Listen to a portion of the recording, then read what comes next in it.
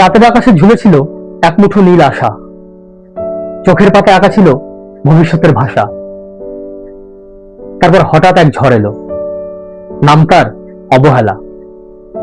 নিভে গেল দ্বীপগুলো, থেমে গেল সব খেলা। স্বপ্নগুলো ছিল কাচের মতো স্বচ্ছ, ছোঁয়ার আগেই ভাঙলো, হলো না আর পবিত্র স্পর্শ। যে পথ ডেকেছিল দূর দিগন্তের দিকে, সে পথ আজ হারিয়ে গেছে অন্ধকারের ফাঁকে। বুকের ভিতর যে আগুন ছিল জ্বালাময়, আজ তা ছাই হয়ে শুধু স্মৃতির মতো হয়। কেউ জানলো না কবে শেষ নিঃশ্বাস ফেললো আশা। নিঃশব্দ কফিনে ঢেকে গেল সব ভাষা। তবু কি সত্যি স্বপ্নের মৃত্যু হয়, নাকি সেই ঘুমিয়ে থাকে সময়ের স্রোতস্বয়?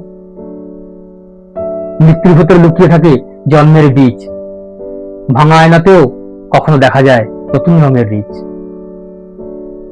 স্বপ্ন মরে গেলে মানুষ কি বাঁচে তবে, নাকি নতুন স্বপ্নের জন্ম হয় নীরব রবে? স্বপ্নের মৃত্যু মানে শেষ নয় পথ চলা, এক অন্ধকার যার ভেতরে লোকায় আলোর দোলা।